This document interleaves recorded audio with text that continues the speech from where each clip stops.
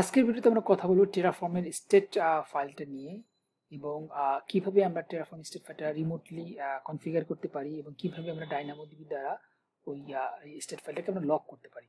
তো এই জিনিসটা নিয়ে আজকে ভিডিওতে আমরা কথা বলবো। তো বেসিক্যালি টেরাফর্ম স্টেট ফাইলটা কি? তো এখানে দেখেন একটা টেরাফর্ম যখন আমাদের ইনিট দেওয়া হয়, ইনিট কমান্ডের মধ্যে যখন ইনিশিয়ালাইজ করি তখন আমাদের একটা টেরাফর্ম টেরাফর্ম স্টেট ফাইলটা ক্রিয়েট হয়। তো আমি যদি এখানে ফাইলটা আমি যদি দেখতে চাই এখানে কি আছে, সো বেসিক্যালি এখানে টেরাফর্মের মাধ্যমে যে রিসোর্সগুলো ক্রিয়েট করা হবে সেই রিসোর্সগুলোর লিস্ট এখানে থাকবে। ওকে, সো তাহলে এটার মধ্যে বেসিক্যালি এখন কোনো রিসোর্স ক্রিয়েট করে না এবং আমাদের ব্যাকএন্ডে আমরা দেখতে পাচ্ছি যে এডব্লিউএস কনসোলও কোনো রিসোর্স ক্রিয়েট করে না। তো এটা বেসিক্যালি আমাদের আমরা আগের ভিডিওতে আমরা দেখি জাস্ট মেইন একটা ফাইল, এটার মাধ্যমে জাস্ট আমরা EC2 ক্রিয়েট করবো, জাস্ট এবং ভেরিয়েবল ডিক্লেয়ার করা আছে, জাস্ট আমরা একটা EC2 ক্রিয়েট করবো। তো আমাদের জাস্ট কনসেপ্টটা বোঝার আমরা চেষ্টা করি। সো আমি যদি এখন টেরাফর্ম অ্যাপ্লাই দেই,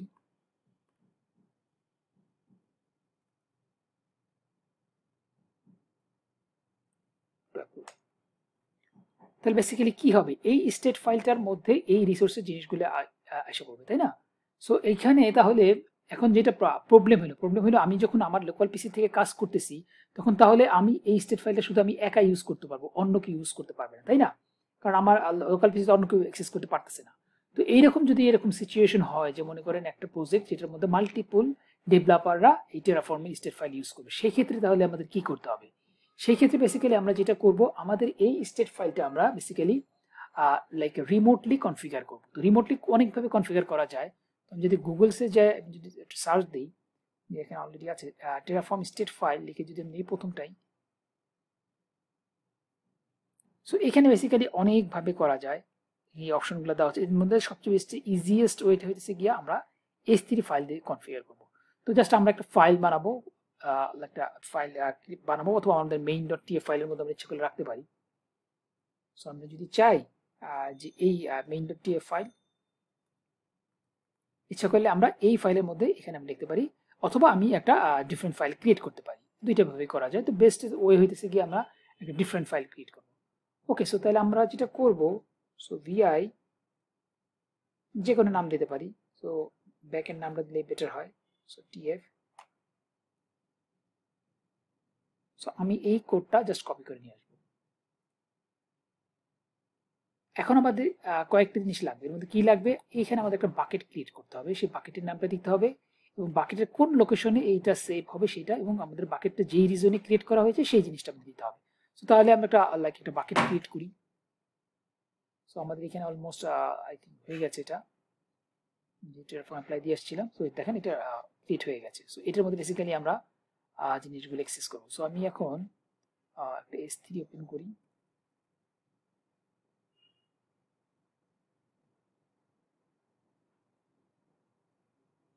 একটা বাকেট ক্রিয়েট করি, আমি USS1 এ আছি। সো নাম দেই টেরা ডেভ 2025। অবভিয়াসলি এটা আমাদের ইউনিক হইতে হবে, আমরা এটা অলরেডি জানি। সো আমি ইচ্ছা করলে এখানে বাকেটের ভার্সন এনেবল করে দিতে পারি, যেটা আমাদের নেক্সট বেসিক্যালি কাজে লাগবে, না দিলে কোনো সমস্যা নেই। ওকে, সো আমি ক্রিয়েট বাকেট দিলাম। সো বাকেটটা এটা ছিল। সো বাকেটটা ক্রিয়েট করা বেসিক্যালি আরো একটু অর্গানাইজ করার জন্য আমরা জাস্ট একটা ফোল্ডার দিয়ে দিই, যেটা বুঝতে পারি যেটা টেরাফর্মের কাজই করতেছি। সো এখানে অলরেডি টেরাফর্মের নাম দেওয়া আছে।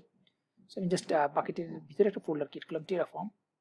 এটা জাস্ট না দিলে হবে, জাস্ট অর্গানাইজ করে বোঝার জন্য যে আমরা টেরাফর্মের স্টেট ফাইলটা নিয়ে কাজ করতেছি এবং টেরাফর্ম স্টেট ফাইলটা কোথায় আছে এটা বোঝার জন্য। সো আমি টেরাফর্ম একটা নাম দিলাম। সো আমি এখন যেটা করব সেটা হচ্ছে আমাদের এই ফাইলে যে আমাদের বাকেটের নাম যেটা ছিল,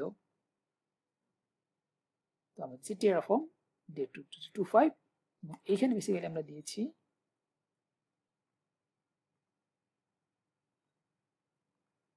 টেরাফর্ম। এটার ভিতরে যে আমরা ব্যাকএন্ড নামে একটা ফাইল ফোল্ডার ক্রিয়েট করব, ব্যাকএন্ড। সো এইটার ভিতরে বেসিক্যালি আমাদের এটা থাকবে। So USS1। সো সবকিছু ঠিক আছে। ওকে, সো তাহলে আমাদের এখন যেটা করতে হবে, আমরা যদি টেরাফর্ম ইনিট দেই তাহলে এটার মধ্যে ওইটা যে স্টেট ফাইলটা যেটা ছিল সেটা এইখানের মধ্যে এসে পড়বে। দেখেন এখানে মধ্যে কোনো ফাইল নাই। ওকে, আমি একটু ব্যাকে যাই। সো এটা এই ফোল্ডারের ভিতরে আমার কিচ্ছু নাই, ঠিক আছে। আমি আবার একটু ব্যাকে যাই। তো আমার এখন যেটা করতে হবে, এর আগে আমি কিছু দেখিয়ে নিই যে আমাদের যে স্টেট ফাইলটা ক্রিয়েট করলাম,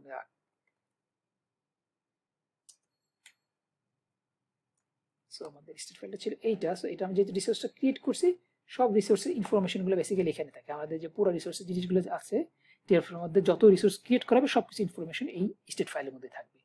ওকে, তো তাহলে আমরা এখন যেটা করব, এই স্টেট ফাইলটা আমরা এখান থেকে নিয়ে যাব আমরা S3 এর মধ্যে। দ্যাট মিনস তাহলে এই S3 থেকে যে কোনো ইউজার ওইটা অ্যাক্সেস করতে পারবে। সো তাহলে আমাদের ফার্স্ট কাজ হচ্ছে আমরা এখন এটা থেকে ওখানে নিব। সো এটার জন্য আমরা জাস্ট এখন যদি টেরাফর্ম ইনিট দেই, দেখি কি হয়।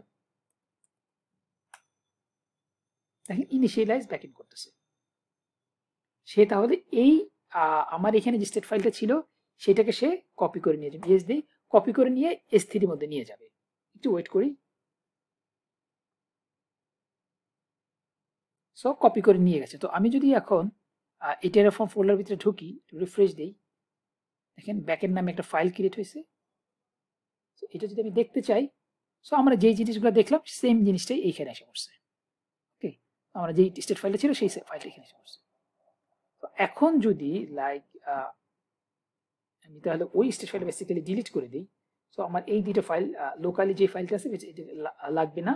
তো লাইক যাতে কনফিউজ না হয়ে যায়, এখানে বেস্ট হয়েছে কি আমরা এটাকে রিমুভ করে দিই। তো rm - fr এইটা দেন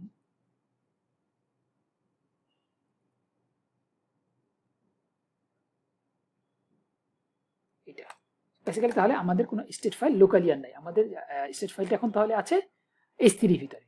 ওকে, তাহলে এখন যেটা আমি জাস্ট বুঝাতে চাচ্ছি সেটা হইতেছে গিয়া, তো এখন তাহলে আমি এইটা একটা ইউজার আমার মধ্যে আছে। তো আমি যদি আমার S3 এর মধ্যে যাই, তাহলে এটা মনে করেন ওয়েব 202 আছে, ঠিক আছে। ট্যাগটা আমি জাস্ট ট্যাগটার নামটা চেঞ্জ করব।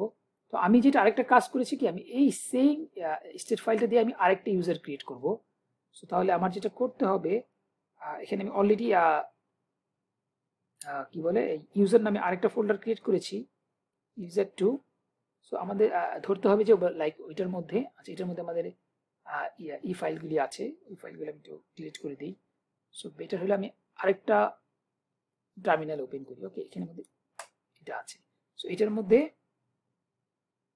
এই দুটো স্টেট ফাইল আমি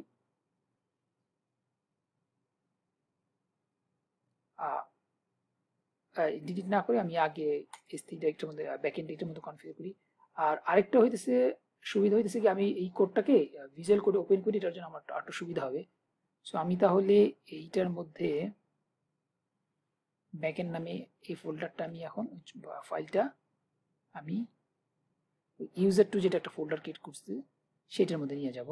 সো এটার মধ্যে এই লেভেলেই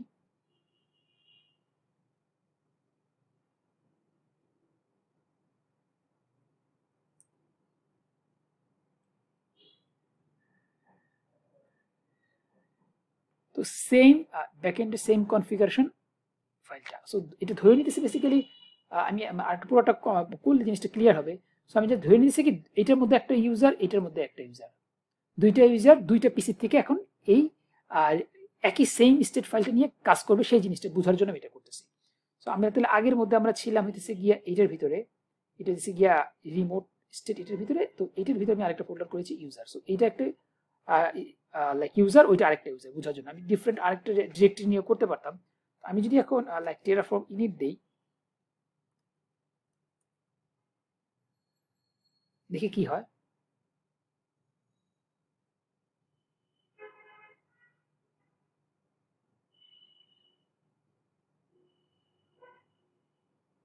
সো বেসিক্যালি সেম ওয়েতে এই ইউজারটাই ওই লাইক টেরাফর্ম স্টেট ফাইলটা ইউজ করে। ওকে, সো তাহলে আমি এটা লাইক ডিলিট করে দেই, সেফার user2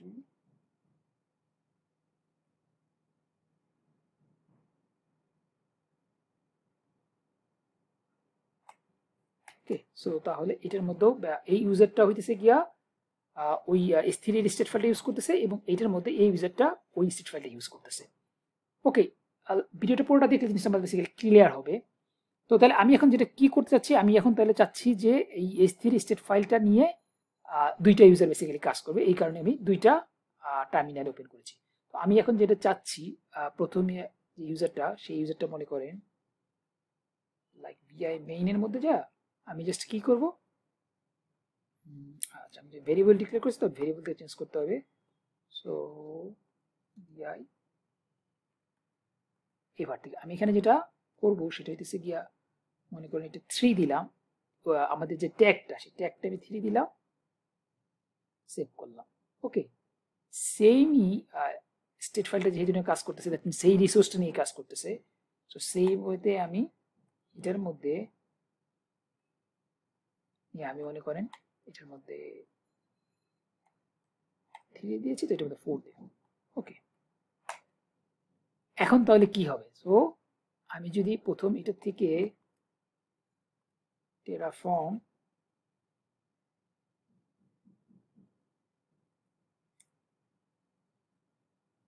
প্ল্যান দিই, তো দেখি জাস্ট স্টেপ বাই স্টেপ বোঝার জন্য দিলাম, প্ল্যানটা দিলাম। এটার মধ্যে আমি টেরাফর্ম প্ল্যান দিই।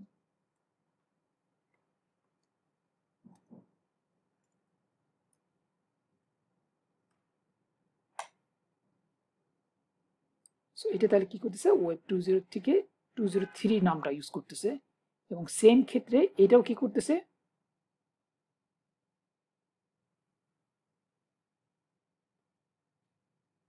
এটা কি করতেছে 2.0.2 থেকে 2.0.4 নামে চেঞ্জ করতেছে। তাহলে জিনিসটা বেসিক্যালি কি হবে, এই ইউজারটাও কাজ করতে যেতেছে, ওই ইউজারটাও কাজ করতে যেতে, দুইটা কনফ্লিক্ট হয়ে যাবে, কোনটা যে মানে পারফেক্ট সেটা আসলে বোঝা যাবে না, দুজনের কাজই মানে মিসটাফ হয়ে যাবে। আমি যদি এখন মনে করেন এখানেও ইয়েস দিলাম,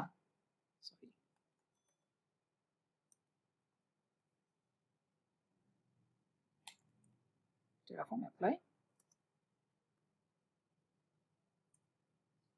অটো, এটাও দিলাম, এটা এখান থেকে আমি দিলাম এটা, তাহলে যে কোনো একজন ইউজারের কাজটা বেসিক্যালি থাকবে না, তাই না? সো ও করতেছে, ও ওর মতো করছে, দুজনের মতো কাজ করবে, তো যে কোনো একজনের ডেটাটা বেসিক্যালি আপডেট হবে, ওরটা হবে আগে অথবা ওরটা পরে। দেখেন ওরটা হয়ে গেছে, তো ওরটা পরে, তো ওইটাকে বেসিক্যালি আমি লাস্টে যে 2.0.4টা পাবো, তো 2.0.3টা বেসিক্যালি পাবোই না। তো আমি যদি এখন রিসোর্সে যাই, দেখেন 3 যেটা কাজ করলো, তাহলে ওইটা আমরা দেখতেই পারলাম না, ডিরেক্ট 2.0.4 এর কাজটা আপডেট হয়ে গেছে। তো এই জিনিসটা বেসিক্যালি ওভারকাম করার জন্য আসছে গিয়া লকিং সিস্টেম। তো আমরা যদি এরকম একটা জিনিস চিন্তা করতে পারি, এই ইউজারটা যখন কাজ করবে, তো তখন যদি এই স্টেট ফাইলটা লক করে ফেলে, তখন আরেকটা ইউজার যদি কাজ করতে যায়, তখন যখন দেখবে লক করা, তখন আর সে ঢুকতে পারবে না। তো যতক্ষণ পর্যন্ত না এই ইউজারের কাজটা শেষ হবে, ততক্ষণ পর্যন্ত লকটা ছাড়বে না। যখনই ওর কাজ করা শেষ হয়ে গেলে লকটা ছেড়ে দিবে, তখন তাহলে এই যে কাজ করবে সেইটা তাহলে ওইটার উপরে আপডেট হবে। তো এই জিনিসটা বেসিক্যালি আমরা এখন অ্যাপ্লাই করবো। এটা কিভাবে করব, আমরা বেসিক্যালি করবো এটা থেকে ডাইনামোডিবি দিয়া। তো আমাদের যেটা করতে হবে, আমরা ডাইনামোডিবিতে যাই একটা টেবিল ক্রিয়েট করবো। সো আমি ডাইনামোডিবি লিখি, ডাইনামোডিবি ওপেন করলে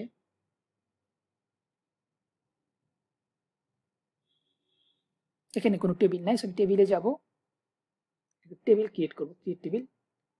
সো আমি নাম দেই, যে কোনো কিছু আমরা নাম দিতে পারি, টিভি ডেভ টেরাফর্ম 2025, জাস্ট এটা আমি নাম দিলাম। এখানে আমার একটা নাম দিতে হবে, লক আইডি নাম দিতে হবে। সো যেভাবে আছে সেইভাবেই। তাহলে এইটা আমার নাম, এই নামটা আমার লাগবে, এবং আমি এখন ক্রিয়েট টেবিল দিই।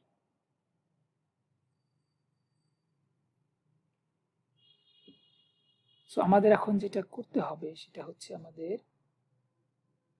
এখানে ইয়ের মধ্যে ওপেন করাই আছে। সো এইটাও একটা ব্যাকএন্ড, এইটাও একটা ব্যাকএন্ড, দুইটারই ব্যাকএন্ড। সো আমরা যেটা করব, যেটা লিখতে হবে ডাইনামোডিবি,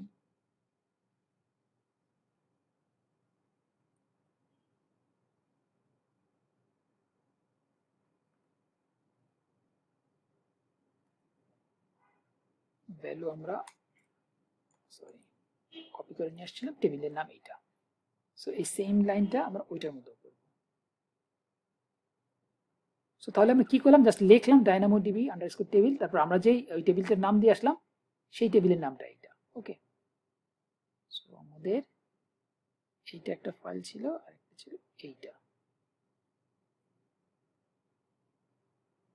সো আমি ভিএস করতে করলাম যাতে কোনো মানে আমার সিনট্যাক্স ভুল হলে আমি ধরতে পারবো এই কারণে। আর আরেকটা জিনিস বোঝানোর জন্য যে লাইক DynamoDB দেওয়ার পরে যে এক্সাক্ট স্পেলিংটা ঠিক আছে এটা বোঝার জন্য। সো আমি যদি এখন এখানে যাই, সো দেখেন আমার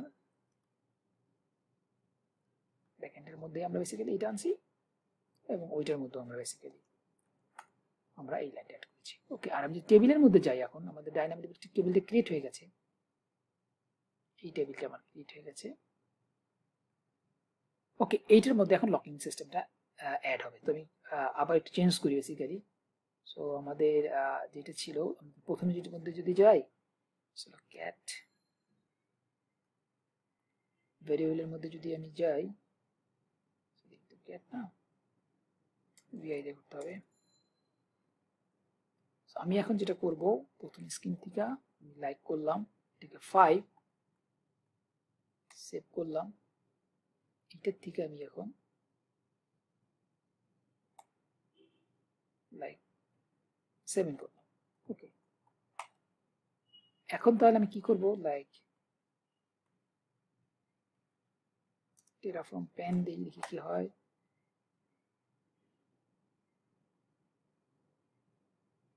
আচ্ছা, আমি যেহেতু DynamoDB এটা অ্যাড করেছি, তো আমার এটা আবার ইনিশিয়ালাইজ করতে হবে।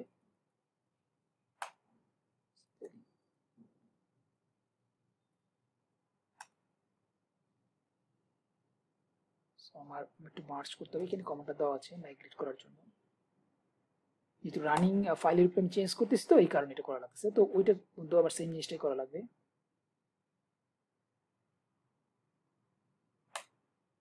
যেই আমরা মনে করেন লাইক ব্যাকএন্ড ফাইলের মধ্যে কাজ করলাম, যে স্টেট ফাইল, তো এটার জন্য আমাদের ইনিশিয়ালাইজটা করতে হবে, যে DynamoDB জিনিসটা অ্যাড হয়েছে জিনিসটা লাইক স্টেট ফাইল জানাতে হবে, এটার জন্য বেসিক্যালি আমরা করলাম যে যে চেঞ্জগুলো করলাম সেই কারণে মাইগ্রেটটা আমরা দিয়ে দিলাম।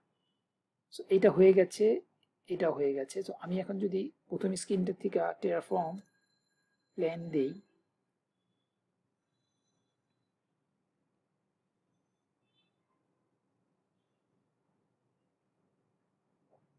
ওইটার মধ্যে দিয়ে দিই একসাথে, বুঝতে পারবো টাইম যাতে কনজিউম না হয়।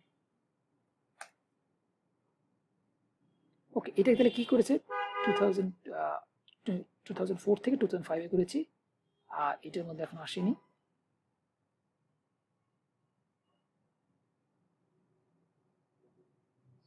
সো এটার মধ্যে কি করে 2004 থেকে 2007 যাবে। ওকে, এখন তাহলে আমি এটাকে টেরাফর্ম অ্যাপ্লাই অটো অ্যাপ্রুভ, সো ও তাহলে কাজ করতেছে। এখন আমি পরের স্ক্রিনটা যদি যাই, টেরাফর্ম অ্যাপ্লাই অটো, দেখেন কি আসে, ও একটা ইরোড দিবে যে ওই সিস্টেমটা অলরেডি কি ইউজ করতেছে। দেখেন ইরোড দিয়েছে, স্টেট লক, ওই সিস্টেমটা অলরেডি লক করা আছে এবং লক আইডি এখানে দেওয়া আছে, যে আমরা যে এই ফাইলটা ক্রিয়েট করছি সেখানে এটা দেওয়া আছে, এবং ও ওইটার মতো কাজ করছে, ও কলম কাজ করে শেষ করে ফেলছে। ওকে, তো আমি যদি এখন লাইক এই ফাইলের মধ্যে যাই, এখানে আমি ওই কি বলে লকটা বেসিক্যালি খুলে গেছে, করা শেষ হয়ে গেছে, তো এই কারণে। তো আমি এই জিনিসটা আবার দেখাই, তো এখানে বেসিক্যালি লকের এটা থাকে, তো ওর কাজটা শেষ হয়ে গেছে এই কারণে এখানে লকটা থাকে। তো লক থাকলে এখানে আরেকটা কোড থাকে।